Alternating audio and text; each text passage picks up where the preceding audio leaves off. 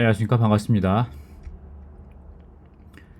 2024년 가을 장로들과 책임 형제들을 위한 국제훈련 전체 주제 하나님의 왕국의 실제 안에서의 삶 메시지 3번 왕국과 교회를 진행하도록 하겠습니다. 이번 유튜브에서는 몇 가지 메시지 3번 왕국과 교회에 있어서의 몇 가지 중요한 자료들을 여러분에게 제시하여 드리도록 하겠습니다. 무려 150페이지나 되는 PPT를 준비하여 두었습니다. 좀 더 일찍 올려드렸어야 했는데 제 개인적인 사정으로 그러지 못하여 대단히 죄송합니다. 다음에는 더 일찍 올려드리도록 하겠습니다. 이 150페이지의 PPT를 링크를 올려드리겠으니 여러분이 직접 다운받으셔가지고 여러분의 컴퓨터에서 노트북에서 여러분이 직접 편집해 가시면서 여러분이 자료를 더 추가하시고 더 깊이 추구해 시기를 부탁드리겠습니다. 왕국과 교회 이번 메시지는 아주 중요합니다. 핵심 메시지라고 여깁니다. 이번 장로훈련의 8편의 메시지 중에서 가장 중점이 되는 핵심 메시지라고 볼 수 있을 것입니다. 자, 여러분이 제가 자료를 몇 가지를 제시하여 드리겠으니 여러분이 직접 추구하시고 여러분이 또 저에게 제 잘못된 부분들을 알려주시고 그리고 저에게 더 많은 것들을 알려주시기를 가르쳐 주시기를 부탁드리겠습니다. 자, 서론이 길었습니다. 죄송합니다. 지나가도록 하겠습니다. 말씀드린 대로 8주 메시지 가운데 하나, 둘, 셋, 넷씩 서로 짝을 이룬다고 말씀하셨죠. 3주 말씀 하나님 왕국과 교회가 계시와 원칙을 제시하고 4주가 교회의 건축을 위한 왕국의 훈련의 방면을 제시한다고 말씀드렸습니다. 자, 영어 해봉역 성경인데 하나님의 왕국은 영원 과거부터 영원 미래까지를 틀어서 말합니다. The Kingdom of God. 그 다음에 천국, The Kingdom of the Heavens. The Kingdom of the Heavens. 이것을 한국어 해석역에서는 번역을 천국으로 했습니다. 천국. 이 부분에서 헷갈려 하신 분들이 계시더라고요. 천년왕국, The Millennium과 천년왕국과 천국.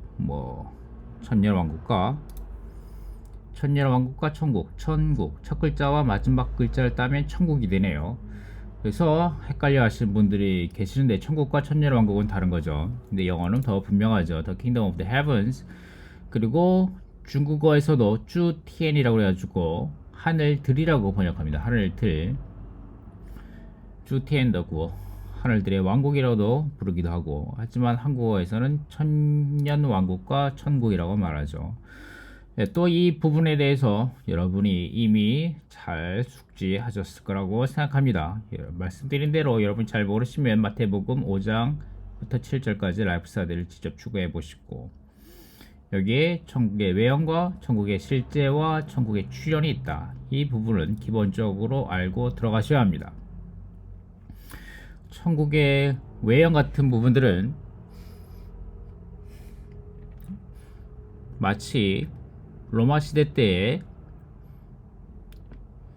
기독교가 로마의 국교로 정해지면서 많은 사람들이 교회에 들어왔지만 그들의 생명과 하나님의 영원한 생명을 받지 못하고 단지 그리스도인이라는 이름만 갖고 있는 사람들과 같이 지금 이 시대에서도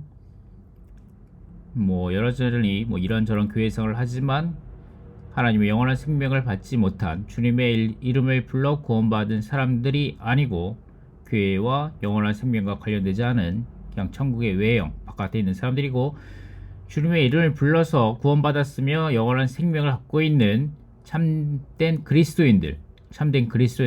1번은 참된 그리스도인들입니다. 이들이 주님의 생명을 받았다는 건 부인하지 못하지만 2번 이 파란 부분이 문제인데 천국의 실제에 살고 있는가 하는 것은 의문이죠. 이 은혜의 시대 때 이 천국의 실제 사는가, 아버지의 뜻을 행하는 이기는 이들인가, 천국의 실제 생활과 관련된 부분에 있어서 진정한 교회 생활을 살고 있는 이기는 이들은 그 하는 것이 문제가 되겠죠. 그리고 그리스도의 재림이 있을 때 이기는 이들은 다시 파란 부분으로 들어가서 그리스도와 이기는 이들로 하늘에 속한 부분에 있게 되고,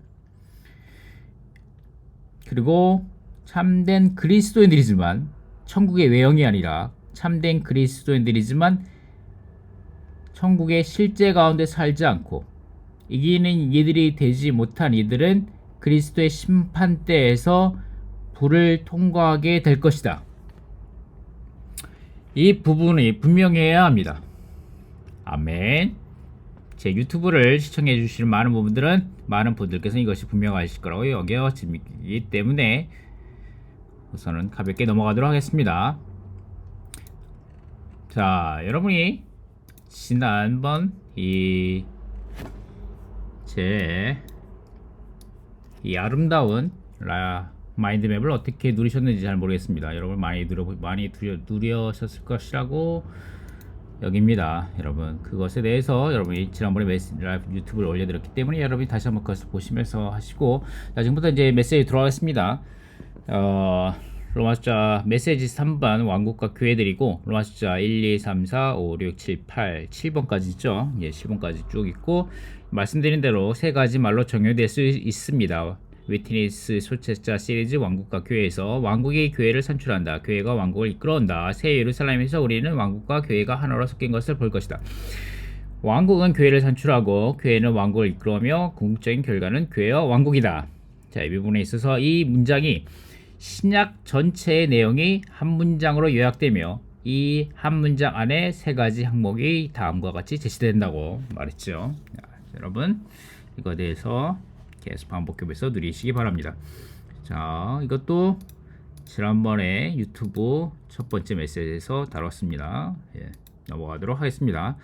자, 지금부터 실제 딱 들어왔습니다. 실제가 아니고 지금부터 딱 들어왔습니다. 자, 지금부터 몇 가지 요점만 찝어서 제가 추가한 부분만 자료를 제시해 드리는 방식으로 빨리 끝내고 마치겠습니다. 로마 숫자 1번 다니엘서 2장 34절 35절 마가복음 4장 24장 말씀 넣었고, 그 다음에 로마 숫자 2번 성경은 먼저 왕국을 제시하고 그 위에 교회를 제시한다.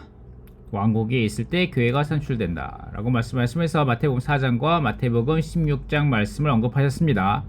먼저 마태복음 4장에서 주 예수님께서 왕국 복음을 선포하시며, 아멘, 왕국 복음에 대한 각주입니다. 각주.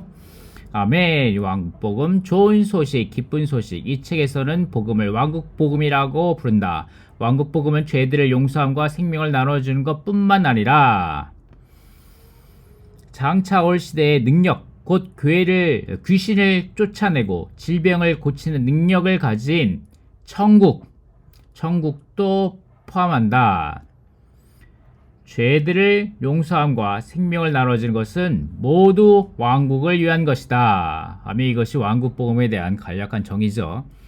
예, 그리고 나서 왕국 복음이 선포되고 나서 마태복음 16장에서 주님께서 교회를 제시하십니다.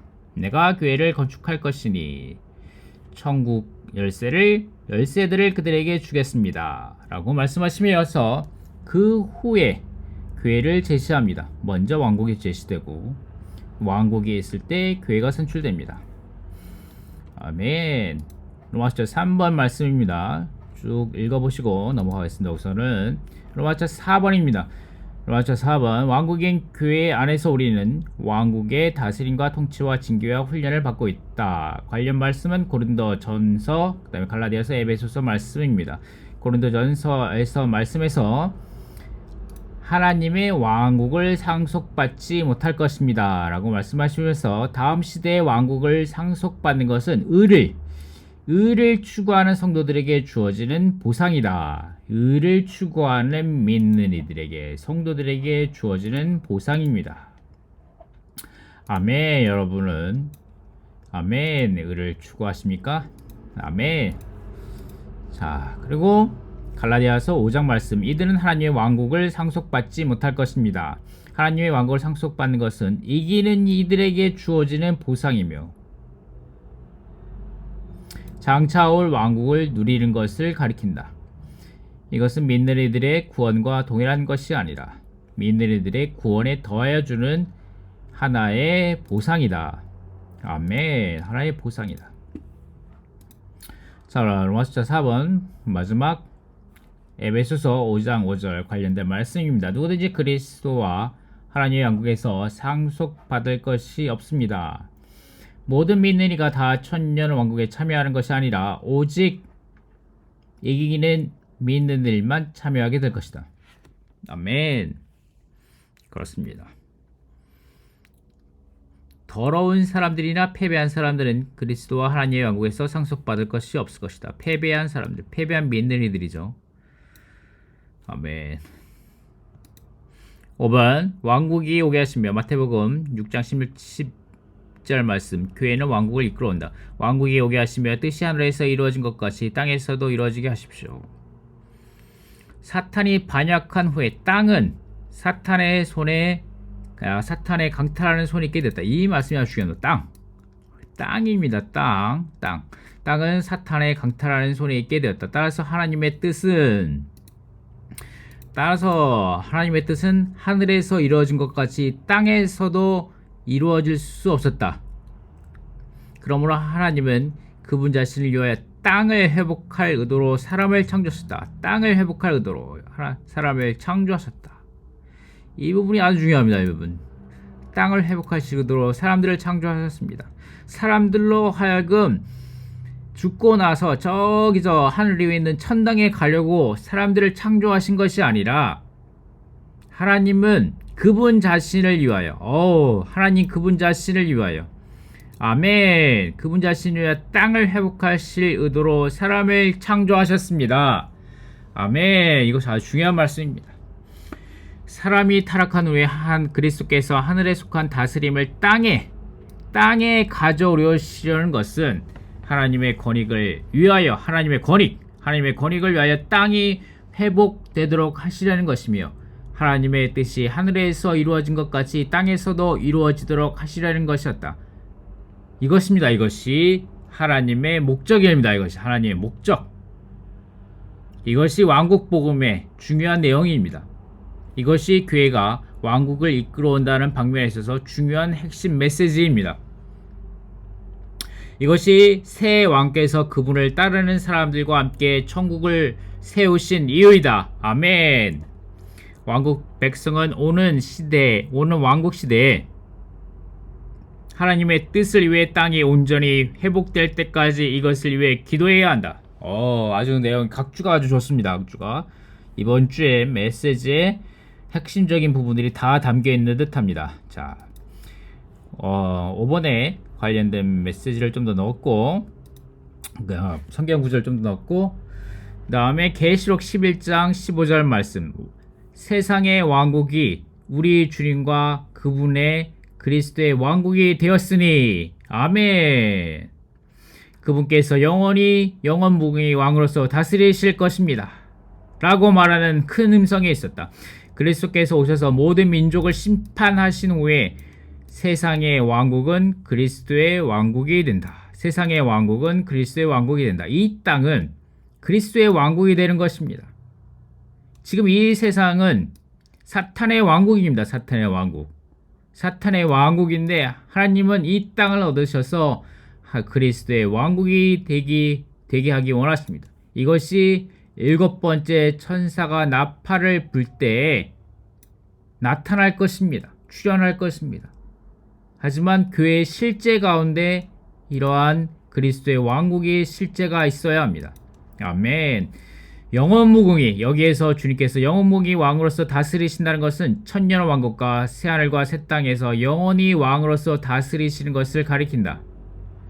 이것은 7째 나팔이 새 예루살렘과 함께 새하늘과 새 땅을 포함한다는 것을 가리킨다. 아멘. 그 다음에 계시록 12장 10절 말씀, 우리 하나님의 구원과 능력과 왕국과 그분의 그리스도의 권위가 이제 나타났다. 왜냐하면 우리 하나님 앞에서 밤낮으로 우리 형제들을 비난하던 그 비난자가 내던져졌기 때문입니다. 왕국, 여기서 왕국은 각주를 보면 믿는 이들이 사탄과 싸우는 것은 하나님의 왕국을 이끌어오기 위한 것이다. 주님은 우리에게 하나님의 왕국이 오도록 기도하라고 가르치셨다. 우리는 왕국이 오도록 기도할 뿐만 아니라 왕국을 위해서 싸워야 합니다. 아멘. 왕국을 위해서 싸워야 합니다. 아멘. 왕국을 위해서 싸우는 자들이 되게 하소서. 왕국에 오는 것은 두 방면이 있는데, 하나는 오늘날 합당한 교회 생활 안에 있는 왕국의 실제이며, 다른 하나는 믿는 이들을 통하여 오게 될 천년 왕국에 있는 왕국의 출현이다. 자, 이 부분에 대해서 분명하시죠? 왕국의 출현이 있을 때 하나님의 구원은 왕국과 함께 완전히 나타나게 될 것이다. 하나님의 구원은 오늘날 이미 우리에게 나타났지만 왕국 시대에 완전히 나타나게 될 것이다. 하나님의 능력과 그분의 그리스도의 권위도 마찬가지이다. 하나님의 능력과 그리스도의 권위도 마찬가지이다. 아멘. 오늘 우리는 이미 하나님의 능력과 그리스도의 권위에 참여했지만 왕국시대에 그것을 완전히 누리게 될 것이다. 아멘. 우리는 이 시대에 지금 이것을 누리고 있습니다. 우리는 진정한 교회 생활 가운데에서, 아멘, 우리는 하나님의 능력과 그리스도의 권위에 참여하고 있습니다. 하지만 왕국시대에 왕국에 출현하면 그것을 완전히 누리게 될 것입니다. 아멘. 왕국이 오게 하시며 뜻이 하늘에서 이루어진 것 같이 땅에서도 이루어지게 하십시오. 아멘. 다만 여러분은 먼저 그분의 왕국과 그분의 의를 추구하십시오. 그러면 이 모든 것을 여러분에게 더하실 것입니다. 로마 숫자 7번 마지막 7번입니다. 하나님의 왕국은 오늘날 천국의 실제, 곧 오늘날 교회 생활의 실제이고 오는 시대에는 왕국의 출현일 것이다. 아버지의 의는 마태복음 5장 20절에 언급된 대로 왕국의 새 율법을 지킴으로써 표현된 의이다. 이 의는 왕국 백성이 살아내는 그리스도이다. 왕국 백성은 먼저 하늘의 아버지의 왕국과 그분의 의를 추구하기 때문에 그분의 왕국과 그분의 의가 그들에게 주어지며 또한 필요한 모든 것도 그들에게 더해질 것이다. 아멘. 마태복음 7장 21절 로마 숫자 7번에 관련된 성경 구절을 읽고 있습니다. 나에게 주님 주님 하는 사람이라고 다 천국에 들어가는 것이 아니고 다만 하늘에 계신 내 아버지의 뜻을 행하는 사람이라야 들어갑니다. 여기 천국이라는 것은 우리는 천국에 들어가기 위해 두 가지를 해야 하는데, 그것은 곧 주님을 부르는 것과 아버지의 뜻을 행하는 것이다. 우리가 구원받기 위해서는 주님을 부르는 것으로도 충분하다. 그러나 천국에 들어가기 위해서는 또한 아버지의 뜻을 행해야 한다. 아멘. 따라서 주님 하는 사람이라고 다 천국에 들어가는 것이 아니고 주님을 부르면 또한 아버지의 뜻을 행하는 사람이라야 천국에 들어간다. 천국에 들어가려면 하늘의 아버지의 뜻을 행해야 하기 때문에 거듭남을 통해 하나님의 왕국에 들어가는 것과는 분명히 다르다. 하늘의 왕국에 들어가는 것은 신성한 생명의 출생으로 말미암은 것이고, 천국에 들어가는 것은 신성한 생명의 생활입니다. 생활. 아멘. 우리의 생활이 어떠한 것이냐에 따른 것이 아주 중요합니다. 생활. 예. 그 다음에 마태복음 25장 말씀에 따라서 우리가 똑같은 평을 다 5달란트 받은 사람이나 2달란트 받은 사람이나 다 똑같은 평가를 받는다는 말씀입니다. 2달란트 받은 사람에게 주신 은사는 5달란트 받은 사람에게 주신 은사보다 작았지만 두 사람에게 받은 주님의 평가와 보상은 똑같았다. 이것은 주님의 평가와 보상이 우리의 일의 규모나 양과 관계가 없고 그분의 은사를 최대한으로 사용하는 우리의 신실함과 관계가 있다는 것을 가리킨다. 만일 1달란트 받은 사람이 신실했다면 그에게도 같은 평가와 보상을 주셨을 것이다. 아멘. 신실함. 아멘. 우리는 신실하게 우리에게 주어진 은사에 따라서 주님께 앞에 섬기는 사람들이 되기 원합니다. 아멘. 마지막입니다. 마지막. 하나님의 왕국을 위한 나의 동역자들이고 나에게 위로가 된 사람들입니다. 아멘. 아멘. 우리가 하나님의 왕국을 위한 동역자들이 되기 원합니다. 자, 이것이 여는 말씀입니다. 여는 말씀인데 왕국은 앞으로 올 것이 아니라 지금 진정한 교회 생활 가운데 있다는 것입니다. 대부분의 왕국은 바로 지금입니다. 왕국은 여기에 있습니다. 그리고 긴밀하게 교회와 관련됩니다. 사실상 왕국은 하나님의 왕국이 오늘날의 교회입니다. 아멘. 교회는 왕국 없이는 존재할 수 없습니다. 즉 교회의 실제가 왕국이기 때문입니다. 이것이 오프닝 말씀입니다. 왕국은 먼저 옵니다. 바로 왕국 복음을 전파함을 통해서 교회가 존재하게 됩니다. 그리고 교회가 존재하는 것은 궁극적으로 왕국을 이끌어오기 위해 존재합니다. 아멘. 자, 이것이 로마 숫자 1번입니다. 오늘날 교회는 생명의 방면에서 그리스도의 증가이지만 하나님의 영원한 왕국은 행정 방면에서 그리스도의 증가이다. 자, 그리스도 그분 자신 안에서는 더 이상 증가하실 필요가 없으셨습니다. 하지만 그분은 생명의 방면에 있어서 교회 안에서 증가되셔야 하셨고, 그분은 왕국에 있어서 행정의 방면에서 증가하셔 왕국이 되셔야 하셨습니다. 자, 여기에서 교회 안에서 생명의 방면에서 증가하신다는 것은 그분이 우리 안에서 씨앗으로 들어오셔 생명 안에서 자라고 성숙하고 그리스도의 충만한 분량에 이른다는 것을 말하죠. 하지만 이 행정의 방면에서 증가한다. 자, 행정의 방면에서 증가해 왕국이 된다는 것인데, 이 행정이란 말을 자, 우리 이제 주의 깊게 한번 보기 원합니다. 행정에 가리키는 것은 무엇입니까? 바로 그분께서 내리셔야 할 결정들이 있었죠. 이것이 제임스 리 형제님께서 말씀하신 것입니다. 그분께서 가지셔야 할 계획이 있었습니다. 그분께서 생명의 삶을 수행하실 때 아주 유기적인 방식으로 사실 때 또 여기에 행정의 방면도 있었습니다. 또한 그분의 행정도, 즉 이것은 그분께서 권위를 행사하시는 것입니다. 또한 그분의 왕국이 되기 위한 것, 그분의 대표를 위한 것입니다. 자, 이것이 제임스 형제님이 오프닝 말씀을 전하시면서 하신 말씀입니다. 아멘. 이것이 관련 구절 말씀입니다. 자, 여기에서 그분은 증거하셔야 되고, 아멘. 그리스도는 증거하셔 하나의 돌이 큰 산을 대어 온 땅을 가득 채우셨습니다. 아멘. 위트니스 전집에서 발췌한 말씀입니다. 이 말씀은 다니엘서 2장은 마지막 때에 주님께서 돌로서 오셔서 모든 세상 권세를 박살내시고, 아멘, 이 돌이 태산을 이루어 온 땅을 채울 것임을 계시한다. 이 산은 행정에 있어서 그리스도의 증가인 하나님의 왕국이다. 자,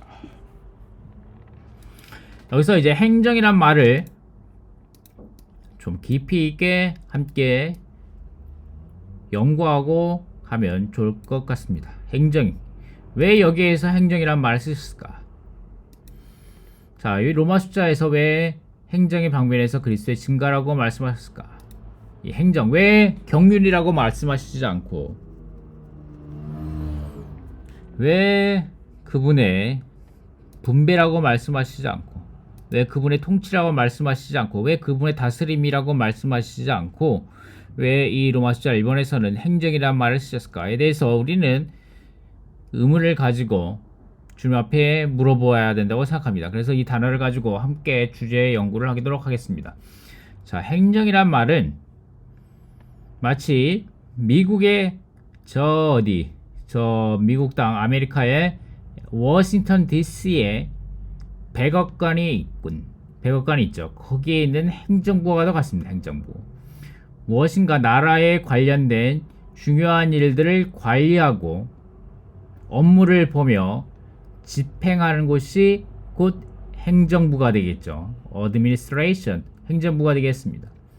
정치나 사무에 관련된 일을 행하는 곳이죠. 능동적이고 적극적인 국가 작용입니다.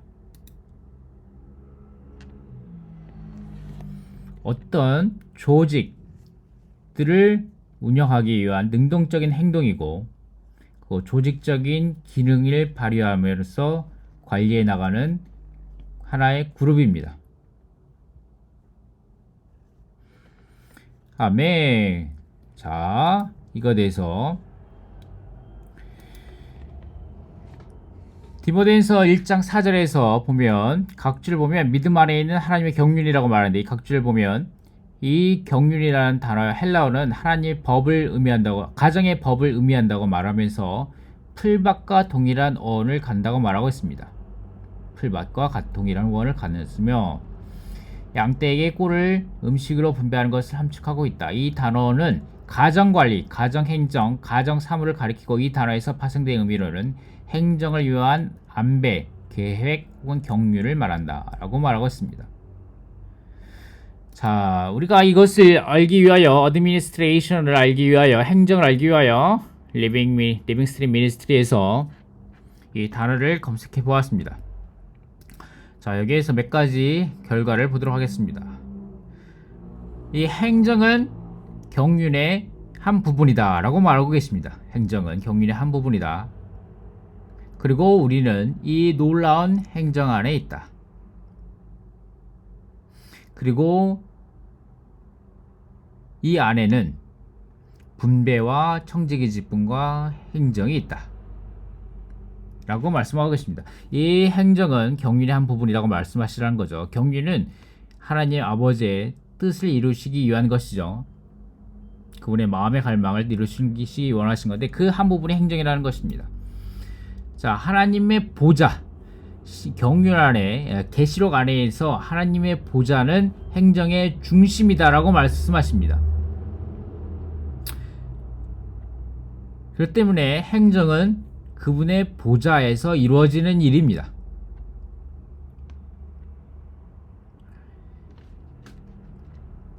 서신서들 안에 있는 보좌는 은혜의 보좌이고, 우리는 거기에서 긍휼과 은혜를 찾을 수 있지만, 심판의 보좌는 여기에서 계시록입니다. 계시록 라이프 스터디. 계시록에서의 심판의 보좌는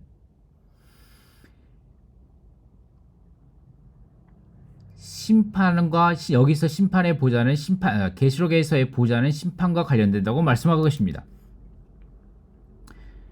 이것도 계시록의 라이프 스터디인데, 보좌 위에 계신 하나님은 그분의 경륜의 가운데 행정을 이루신다고 말씀하고 계십니다.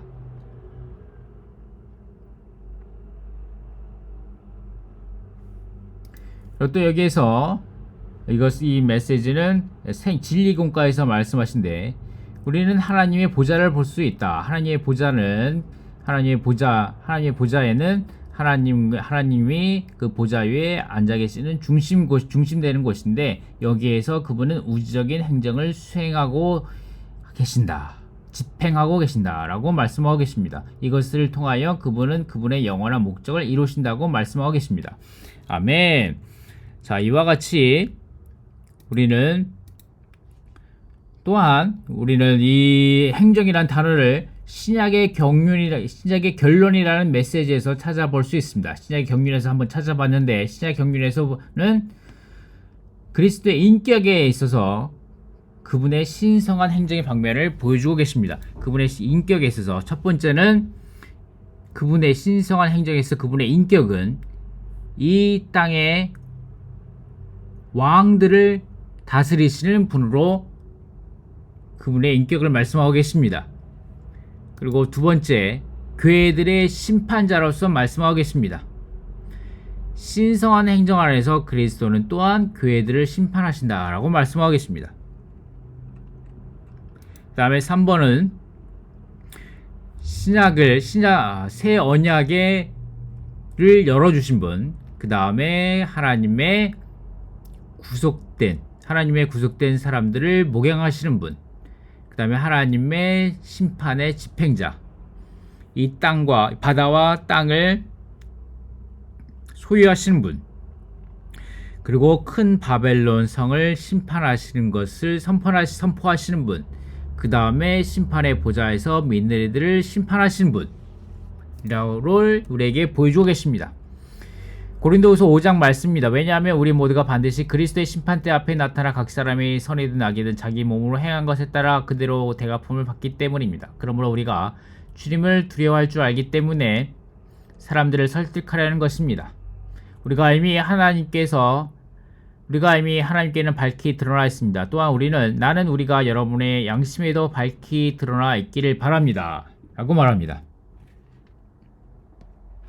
그러면 여기서 이 심판대, 우리 모두가 반드시 그리스도의 심판대 앞에 나타나라고 말하는데, 그리스도께서 돌아오실 때 그분은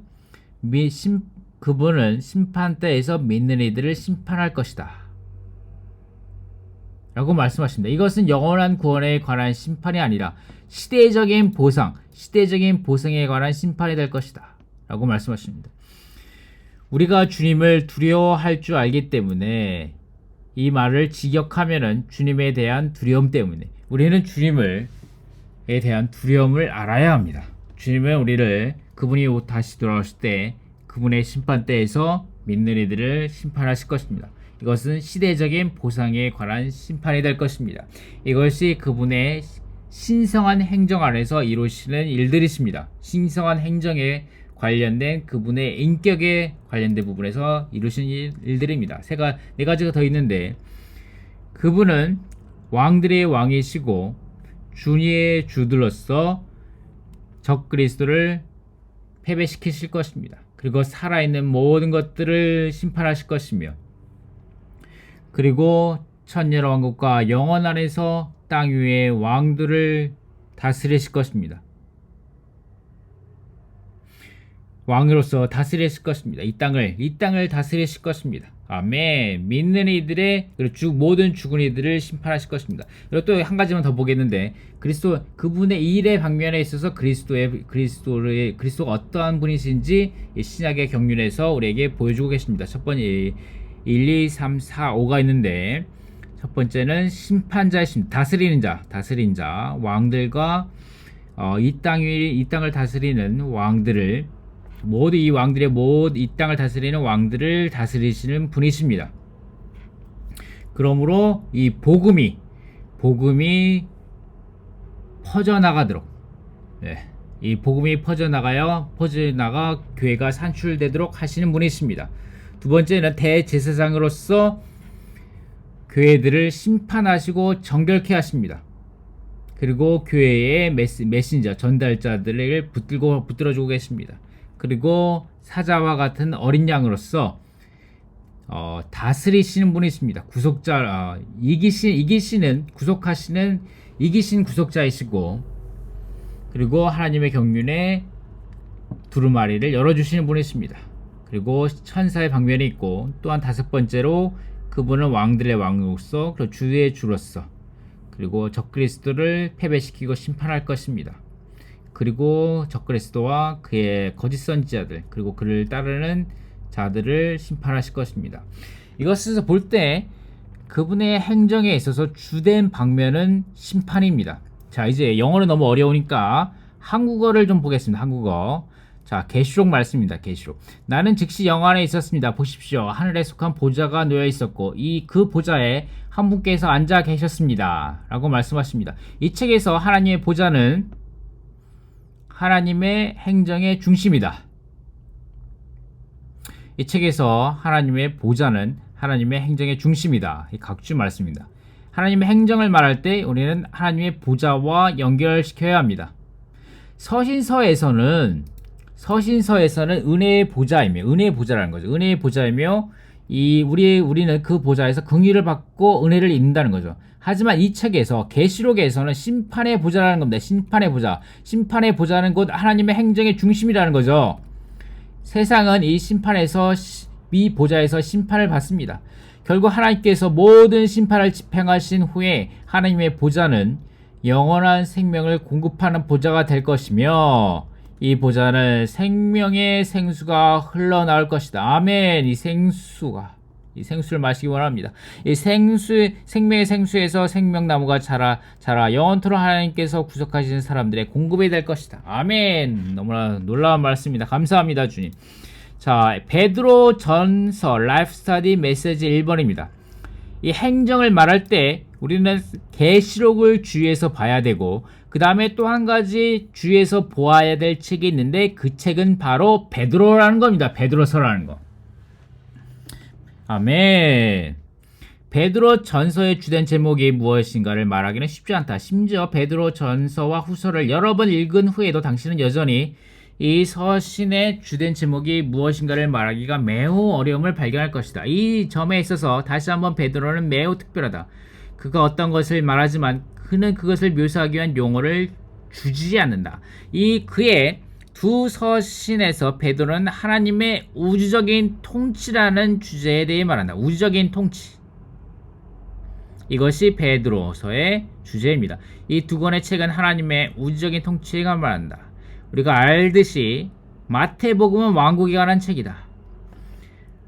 통치와 왕국이 똑같다고 생각하지 말라. 그렇지 않다. 왕국과 통치는 별개의 것이다. 나라 혹은 국가에는 통치가 있다. 그러나 통치는 국가가 아니다.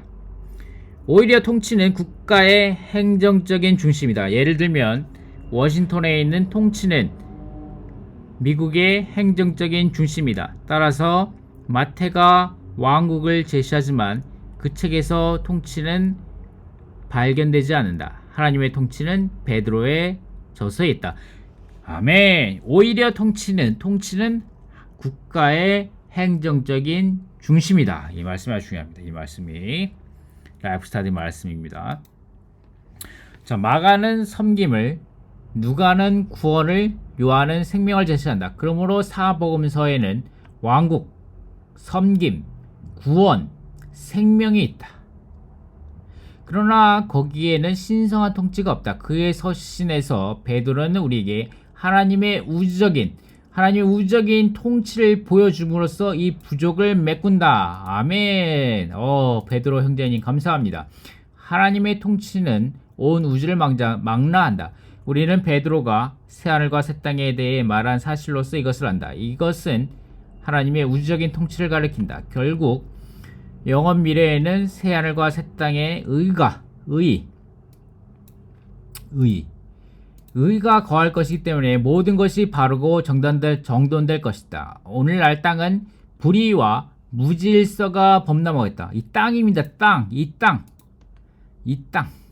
아멘. 이 땅이. 그럼에도 불구하고 하나님께서는 여전히 하늘과 땅을 통치하고 계신다. 하나님은 심판으로 통치하신다. 이것이 하나님께서 그분의 행정을 수행하시는 방법이다.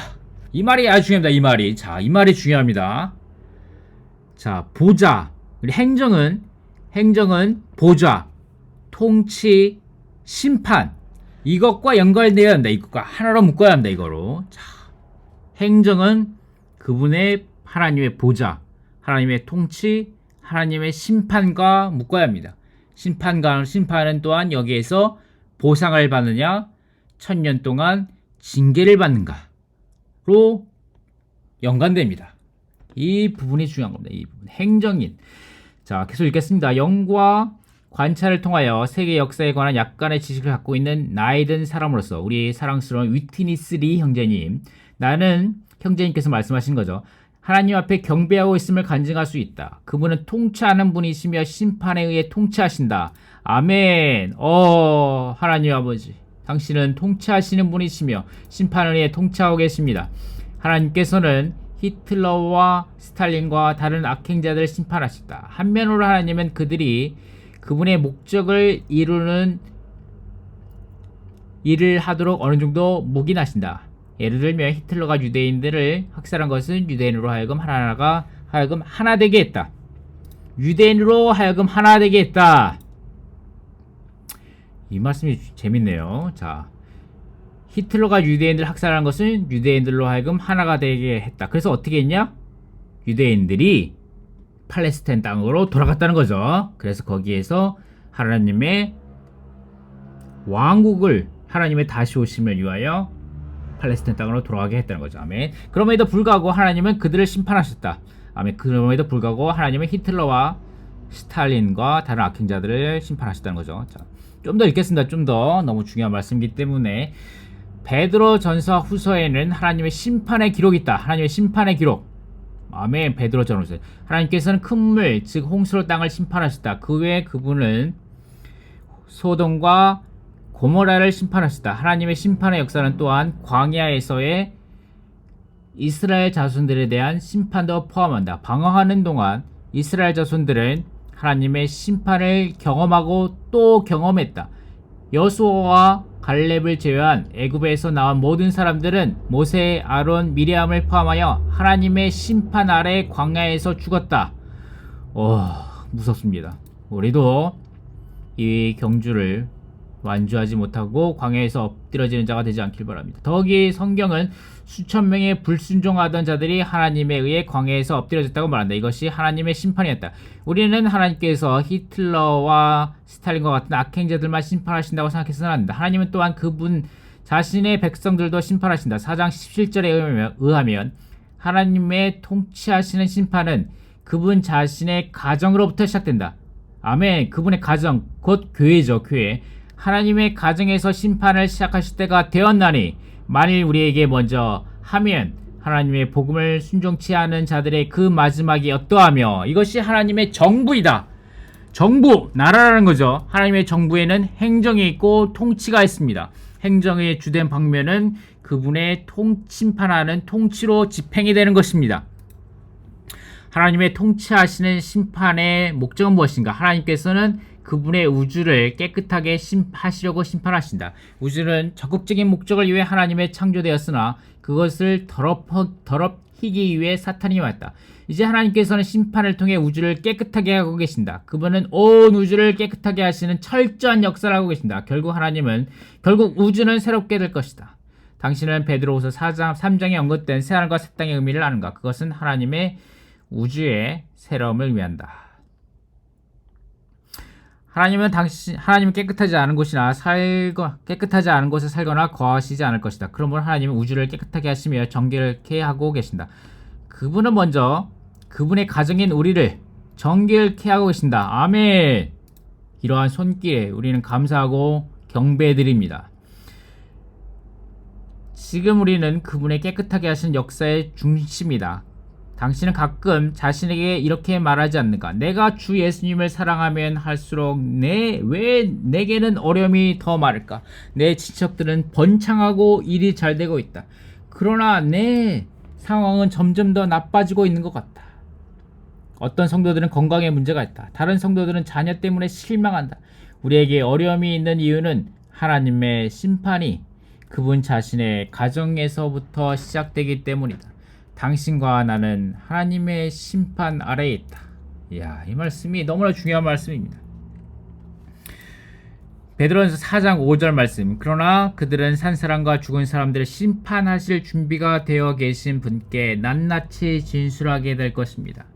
즉 일생 동안 자기가 행한 것과 말한 모든 것을 하나님께 말씀드리게 될 것입니다. 이것은 모든 사람을 다스리시는 하나님의 통치를 계시한다. 하나님의 통치를 계시하신다. 아멘. 이것이 이번 주 말씀이죠. 네. 하나님은 산 사람과 죽은 사람 모두를 심판할 준비가 되어 있으시다. 하나님의 심판은 사람들의 상황을 다스리시는 그분의 통치적인 행정이다. 통치적인 행정. 자, 이것이 로마 숫자 1번입니다. 심판, 통치적인 행정. 이것이 하나님의 정부, 하나님의 왕국에서 이루어질 일입니다. 하나님의 보좌의 중심에서 그분의 행정을 집행하실 것입니다. 베드로전서 4장 17절 말씀. 왜냐하면 때가 이르러 심판이 하나님의 집에서부터 시작되었기 때문입니다. 심판이 먼저 우리에게 시작되었다면 하나님의 복음에 순종하지 않는 이들의 마지막은 어떠하겠습니까? 아멘. 집에서부터 각주입니다. 가족, 즉 믿는 이들로 구성된 교회이다. 하나님은 이 집, 곧 그분 자신의 집에서부터 그분의 자녀들에게 징계하시는 심판을 집행함으로써 그분의 통치적인 행정을 시작하신다. 하나님이 이렇게 하심으로써 그분의 우주적인 왕국에서 그분의 복음에 순종하지 않고 그분의 통치의 거역적인 사람들을 심판하실 분명한 근거를 갖게 되신다. 이것은 그분의 왕국을 세우기 위한 것이며 이러한 것들이 베드로 후서에서 다루어질 것이다. 아멘. 자, 이것이 이 말씀이 왕국과 교회, 이번 메시지 제3주째 말씀 왕국과 교회의 핵심적인 어떠한 기본 사상이 되는 말씀이기 때문에 제가 이렇게 길게 말씀드리는 것입니다. 베드로후서 2장 21절 말씀, 그들이 의의 길을 알고 나서 그들에게 전해진 거룩한 명령을 저버리는 것보다는 오히려 그것을 알지 못했던 편이 나았을 것입니다. 아멘. 이 말씀이 우리에게 하나의 경고가 되어야 합니다. 주의 회복에 있는 성도들이요. 우리에게 이러한 의의 길이 진리의 길, 바른 길, 이러한 것들이 우리에게 밝게 보여주셨죠. 의의 길을 간다는 것은 하나님과 사람 모두에게 올바른 삶을 사는 것이다. 이것은 진리의 길과 바른 길의 또 다른 측면이다. 이것은 하나님의 의에 따라 사는 길이며 그분의 의의 왕국을 위해 그분의 통치적인 심판을 받을 수 있는 길이다. 베드로는 그의 서신서들에서 생활 방식과 생활의 길, 아멘, 이 방면으로 있죠. 왕국은 모두 강조했는데 그 이유는 그의 글들이 하나님의 행정이라는 통치적인 관점에 근거하고 있기 때문이다.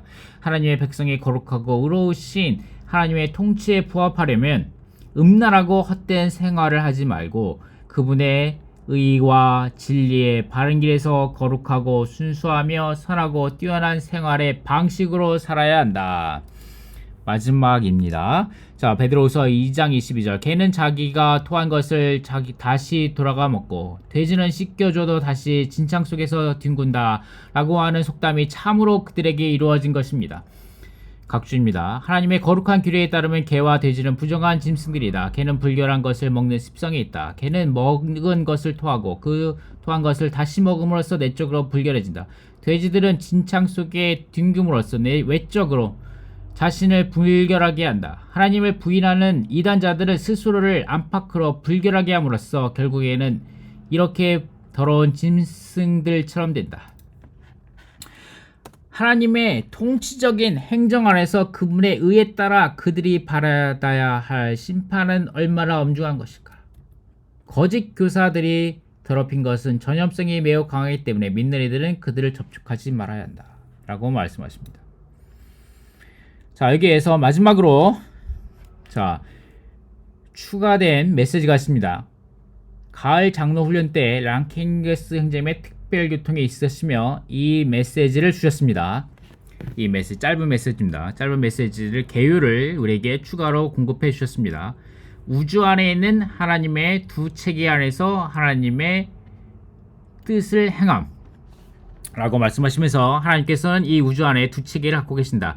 하나는 은혜의 체계, 다른 하나는 통치의 체계라 한다. 하나님 주 예수님께서는 이 땅에 계셨을 때 하나님의 통치 아래 사셨고 하나님의 통치 아래 계셨고 하나님의 통치 아래 사셨다라고 말씀하셨습니다. 은혜의 체계는 통치의 체계를 온전하게 한다. 예. 자, 로마 숫자 1번 가운데에 A, B, C, D, E, F가 있습니다. 하나님께서는 이 우주 안에 두 체계를 갖고 계신다. 하나는 은혜의 체계라고 하고 다른 하나는 통치의 체계라 한다. A번 교회, 성령, 구속, 우리의 구원, 하나님의 자녀가 되는 것과 관련된 모든 것은 은혜의 체계 안에 있다. 이게 다 은혜의 체계죠. 예. 그 다음에 B번 통치의 체계는 은혜의 체계와 완전히 다르고 은혜의 체계와 분리된다. 통치의 체계 안에서 하나님께서는 독립적인 뜻을 갖고 계시고 그분 자신의 뜻에 따라 운행하신다. 하나님의 통치는 하나님께서 그분의 계획과 뜻에 따라 어떻게 일하시고 관리하시고 안배하시는지를 가리킨다. 아멘. 그분의 계획과 뜻에 따라 어떻게 일하시고 관리하시고 안배하시는지, 이것이 다 그분의 행정과 관련된 것입니다. 그분의 통치와 관련되고, 아멘, 그분의 행정 안에서의 그분의 통치입니다. 통치의 체계는 은혜의 체계와는 다른 원칙으로 일한다. 처음부터 하나님께서는 그분의 통치적인 체계를 가져오고자 하셨고 끝까지 이 일을 계속하실 것이다. 우리는 반드시 하나님의 통치를 인정하기를 배워야 한다. 우리가 하나님의 통치를 잊는다면 하나님께서 보실 때 우리는 불법자들이다. 하나님의 의도는 우리가 하나님의 통치를 존중하는 것이다. 하나님께서는 우리가 그분의 통치를 무효하게 하려는 의도가 전혀 없으시다. 아멘. 로아스자 2번 주 예수님께서는 이 땅에 계실 때 하나님의 통치 아래 사셨고 하나님의 통치 아래 사셨다. 통치 아래 계셨고 통치 아래 사셨다. A번, B번, C번 주님은 하나님의 통치 아래 사셨기 때문에 그분의 모든 고난을 하나님, 즉 의롭게 심판하시는 분께 맡기셨다. 의롭게 심판하는 것은 하나님의 통치에 속한 문제이다. 한민으로서 주 예수님이 이 땅에 계실 때 사람들을 죄에서 구원하시는 구원자이셨다. 이것은 은혜의 체계에서의 그분의 일이셨다. 다른 면으로 하나님의 갈망은 주 예수님께서 십자가의 일을 통해 그분의 권위와 하늘에 속한 왕국을 세우시고 그 결과 하늘의 다스림이 이 땅에 임하는 것이다. 3번 하나님 은혜의 체계는 통치의 체계를 온전하게 한다. 은혜의 체계는 통치의 체계를 온전하게 한다. 이 시대에 구원받은 사람들은 반드시 하나님의 은혜로 그분의 통치를 좌절시키지 않는 근본적인 공과를 배워야 한다. 우리는 결코 우리가 다만 하나님의 은혜의 체계 아래 있기 때문에 하나님의 통치 체계를 무효화시켜도 된다고 생각하지 말아야 한다. 통치의 체계는 은혜의 체계를 위한 것이 아니다. 오히려 은혜의 체계가 통치의 체계를 온전하게 하기 위해 여기 있다. 아멘. B번 계속 읽겠습니다. 은혜는 항상 통치와 함께하며 하나님의 통치의 체계를 보증한다. 사람이 통치의 체계를 거슬러 반역했기 때문에 은혜의 체계가 도래했다. 은혜의 체계는 우리에게 구원과 복원을 가져와 우리가 하나님의 통치의 체계에 순종하게 하기 위한 것이다. 겸손한 사람일수록 하나님의 통치의 체계 안에 있는 것을 더 체험할 것이다. 은혜는 결코 통치를 무효하지 않는다. 그보다 은혜는 우리를 통치에 복종하게 한다. 은혜는 우리에게 통치에 복종할 수 있는 역량을 준다. 힘을 준다는 거죠. 힘과 능력을 준다는 겁니다. 복종할 수 있는 역량을 준다. 우리가 이 통치 아래 머물기 원한다면, 이 왕국의 통치 아래 머물기 원한다면 우리는 은혜를 더 많이 누려야 합니다. 하나님의 이러한 체계는 상호적으로 서로 온전하게 한다. 우리는 하나님께 은혜를 더 받을수록 하나님의 통치를 유지하는 법을 더 알게 될 것이다. 우리 C번 새하늘과 새 땅에서 은혜와 통치는 연결되어 하나의 체계가 될 것이다. 은혜의 체계와 통치의 체계는 함께 결합되어 하나의 체계가 될 것이다. 두 체계는 하나님의 일의 양방면을 위해 서 계신 주 예수님 안에서 합해질 것이다. 한면으로 그분은 은혜의 체계의 근거 위에서 일하신다. 다른 한면으로 그분은 통치의 체계의 근거 위에서 일하신다. 이것이 위트니스 랑형님께서 주신 특별교통의 메시지입니다. 아주 내용 깊은데 여러분이 직접 관련 구절을 찾아가시면서 깊이 있게 추구해 보시기를 부탁드리겠습니다. B번 로마 숫자 2번의 마지막 개요입니다. 마지막 개요 구절입니다. 그리스도는 교회의 실뿐 아니라 하나님의 왕국이다. 교회와 왕국은 둘 다 그리스도의 증가이다. 아멘. 여기에서 우리가 볼 수 있는 것은 둘 다, 즉 교회와 왕국은 인격이라는 것입니다. 놀라운 인격, 그리스도의 인격입니다. 그런데 그분 자신 안에서만이 아니라 개인으로서의 그분 자신 안에서만이 아니라 그분께서 확대되심 안에서 단체적인 인격 안에서입니다. 그렇죠. 그러므로 교회는 다만 이 단체적인 그리스도입니다. 생명 안에서 번성하고 확대되고, 또한 왕국은 무엇입니까? 또한 그 인격이신 그리스도께서 확대되고 증가하신 것, 그분의 행정 안에서 증가하시고 확대되신 것입니다. 아멘. 이것이 제임스 리 형제님의 말씀이십니다. 자, 로마 숫자 1번만 하는데 1시간이 걸렸습니다. 대단히 너무 길게 해서 죄송합니다. 하지만 제가 이번 메시지 가운데 이 왕국과 행정, 왜 행정이라는 말을 쓰셨는가, 이 개요에서 하나님의 영원한 왕국은 행정의 방면에서 그리스도의 증거하다 라는 이 행정이라는 단면, 왜 단어를 쓰셨는가에 대해서 우리 함께 깊이 있게 시간을 가지면서 이 단어를 연구한 것입니다. 여러분께서 직접 이 리빙 스트림 미니스트리에서 온라인 리빙 스트림 미니스트리에서 직접적으로 여러분이 검색하셔가지고 더욱더 깊이 있게 말씀을 추구하는 사람들이 되기를 바라는 마음에서 함께 찾아보고 함께 얘기하고 나눈 것입니다. 여러분 신약의 결론에서 그리스도의 인격의 방면에서 행정을 어떻게 말했는지, 그리고 또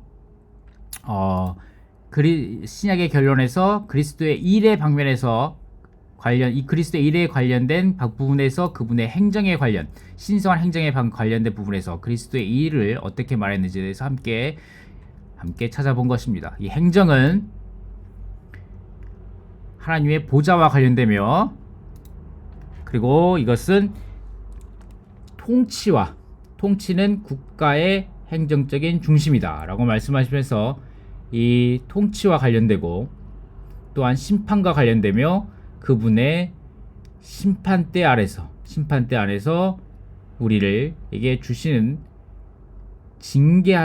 보상과 그분의 징계와 관련됐다는 것에 대해서 여러분이 깊은 인상을 받으신다면 이번 주 메시지가 여러분에게 더 깊이 있게 다가올 아주 좋은 기초를 다졌다고 생각합니다. 그렇기 때문에 길게 말씀드린 것입니다.